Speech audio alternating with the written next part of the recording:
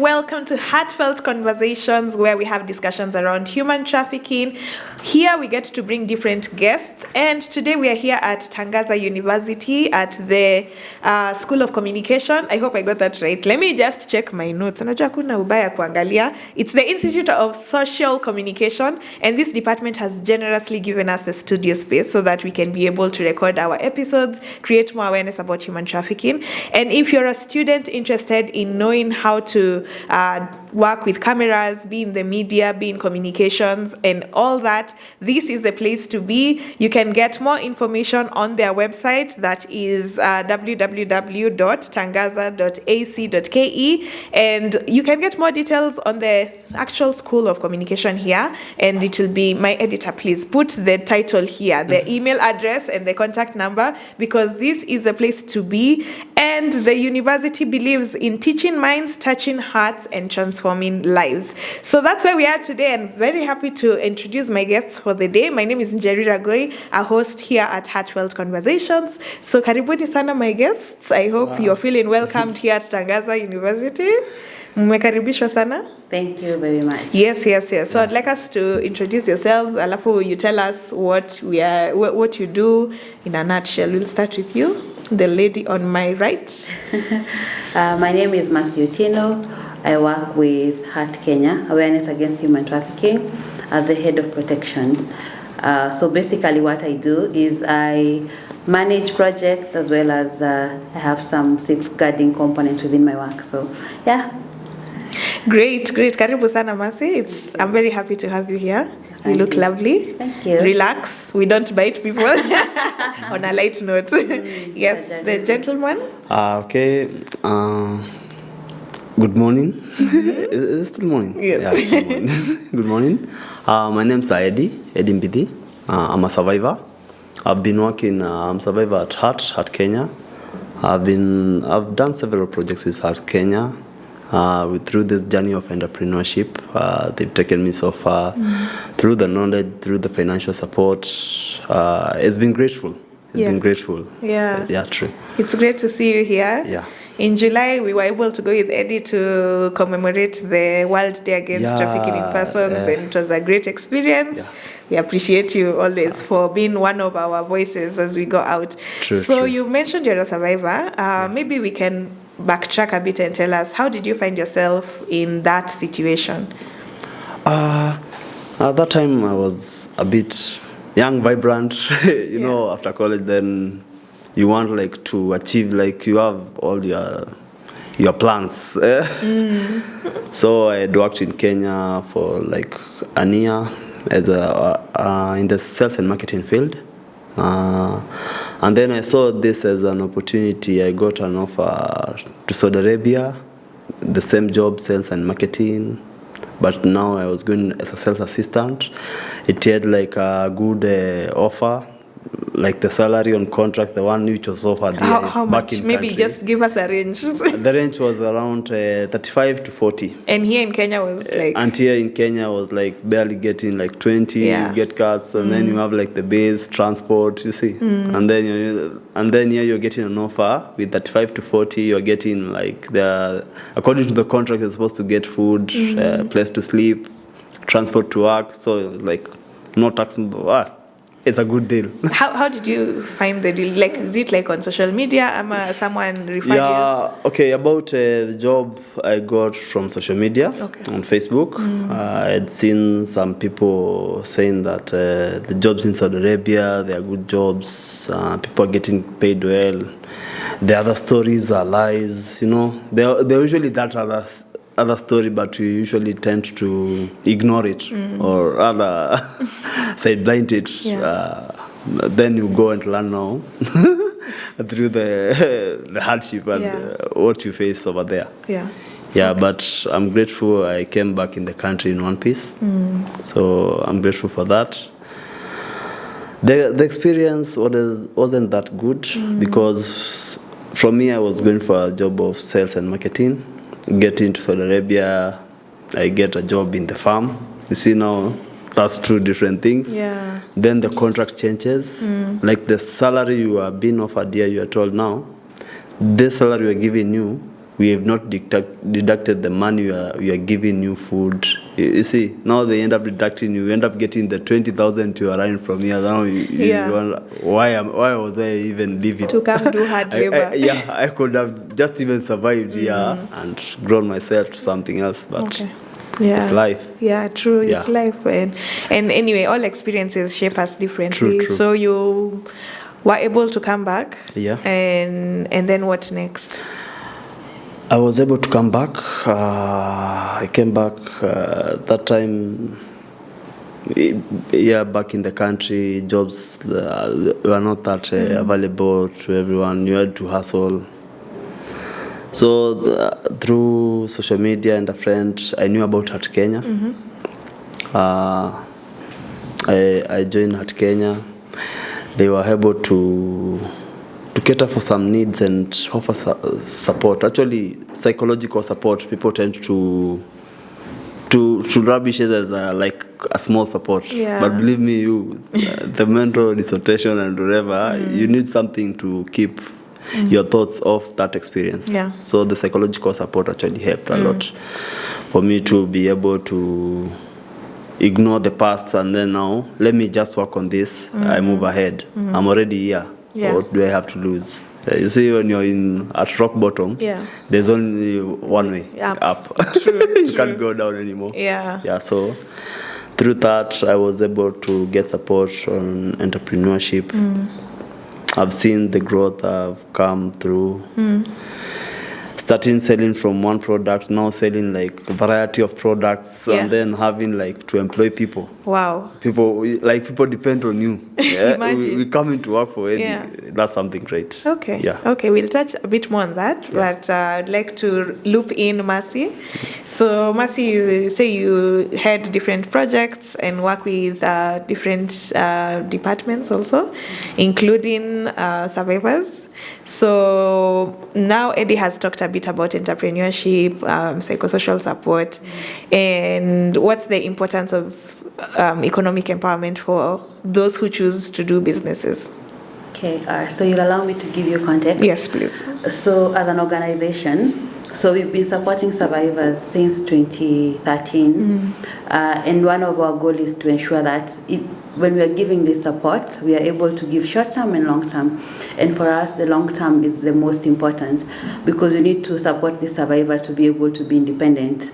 And so one of the things we do is economic empowerment, and the economic empowerment has different antennas. So we have the business, we have the skills training, and currently we are trying to see how we can also connect them with job opportunities. And so within the economic empowerment, now the business, we have a module. In 2021, we were able to come up with a module where we ensure that before someone goes into starting a business, we need to enable them learn the skills of running a business. So then within this training, they're able to make a decision, is business really for me, or I need to venture into something different? And so we have a manual. So we normally use this manual to train the survivors on different components of businesses. Then from this training, they're able to make a decision, now I want to move into business. And so as Eddie has mentioned, in 2021, we were able to support him and many others, almost 100 people, to set up businesses from scratch with the knowledge that they have gained. And so that's how Eddie came into setting up his business. And we also do follow-up and monitoring. And during this monitoring and follow-up, we are trying to support and see what support do you need. Now, technical support. Now, we no longer do financial, so we are just offering technical support to the survivors to see how are you running your business, what are the challenges. And so while we were doing the follow-ups, that is in 2022, 2023, one thing was very evident. We realized that the harsh economic conditions were affecting the businesses. And remember, most of the survivors are within the micro or small businesses. So like now with the COVID impact and the economic times, we could see that their businesses are struggling. And so with this feedback from the monitoring and giving this feedback back to the organization, with lead from the founder, Radek, we were able to see what project can we now introduce to see the people who are already with their businesses, because we want to ensure that they are flourishing. Yeah. How do we come back and support them? And so then that gave birth to this current project with Polyshade that looks into supporting survivors who already have businesses, but now due to one reason or the other, some of them are not struggling, but they want to now grow. Yeah. But for you to grow, you need more capital. So how do we come and support you in the area of capital to ensure that your business is flourishing?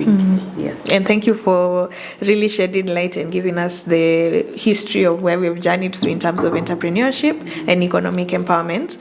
And you've mentioned about Polyshade, which is a project that's currently running. So maybe you can dive a bit more on it and like the first phase, where we've come from and where we are looking to go. Okay, so this project, as I've already mentioned, is focusing on survivors who already have businesses. And these businesses need to have been supported by HAART Kenya and using the manual that we are having since 2021. And so it's looking into having 60, so we were targeting 60 survivors, and this is a competitive project. So we are targeting 60 survivors. Then these survivors are receiving trainings on different areas. So the first training we were looking into is a refresher on the training that they received back in 2021, 2022, looking into economic empowerment. Okay. Then we have other trainings like labor law, because you've had Eddie, he's now an employer. And so we need to ensure that even as he's employing people, he's following the labor regulations within the country. We have water management, we have marketing and communication, finance.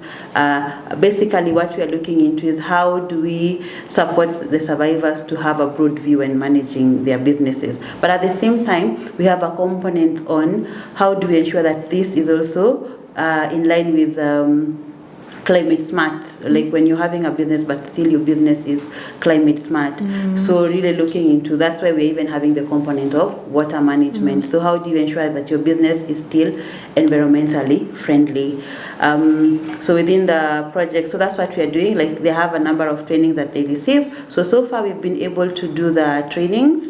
The first phase of the project we are done. So after the training, the survivors are supposed to give us the proposals, like the expansion plan, which they have already done. And then these plans are going to be reviewed. So we have two steps. We have an internal team that looks at the businesses. Out of the 60, they need to choose 50 best businesses. That has already happened, and it was then being forwarded to a second committee. And this second committee, we also have an external person come in and review these businesses.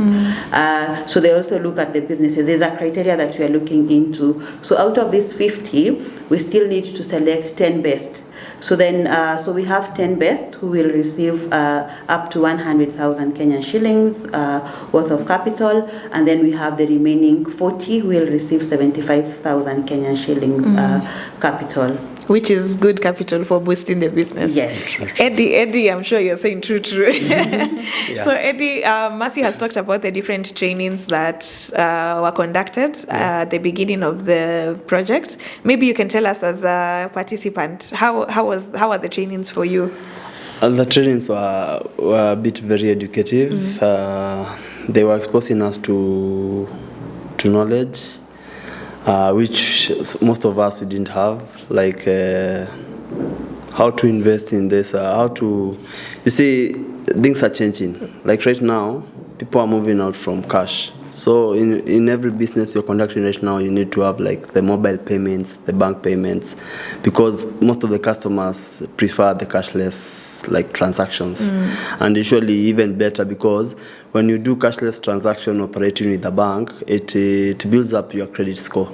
We didn't know about that actually. So that makes easier for you in future when you want to do more expansion, going to talk to the bank so that they can assist you, giving you loan and maybe expand to other territories. It will be easier because you've been their customer. They've seen your like how you transact in a day or in a month. Yeah. So it builds your credit score. We've learned about like the water management. That was a very good like I learned a lot about that, about how to conserve water. And you see, like right now, the population is growing mostly in the cities. You go to the rural areas, people are not doing farming. Right now, farm produce are a bit high in prices. They are limited. So with the water conservation, you can even grow your own food in a small garden just behind the kitchen.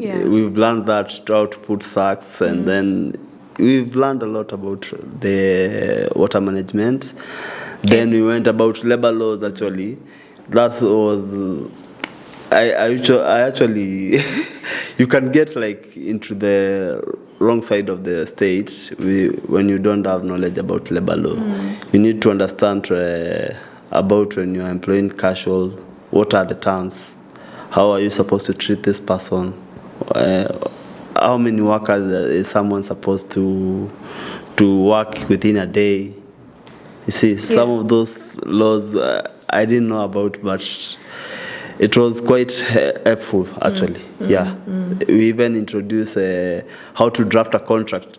You see, most of us, we employ on the terms of the oral contract. Okay, I'll be paying you this. You just come on this time.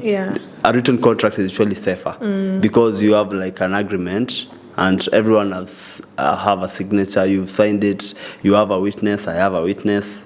So usually very easy, and you come to understanding. At least when you have a contract, someone understands, this is my mandate. I'm supposed to do this 1 and 2 and 3. You see, I don't have to keep reminding you. After you've read your contract, you do what is expected of you. You don't have the pull and push on what to do.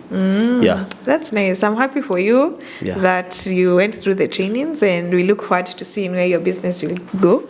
You say that you run a business, but you didn't tell us exactly. Maybe just quickly give us a summary of what your business is. I run a business. It's in Kiambu County. That area is called Gashie. I run a green grocery. I have a mobile one. That's a hand cart which goes around the estate, but in the evening parks beside the road. Then I have like a shop whereby now it's in another location, but it's actually a grocery. That's why I also keep the storage. So with running that shop, it has helped me because right now I can buy things in bulk from farmers.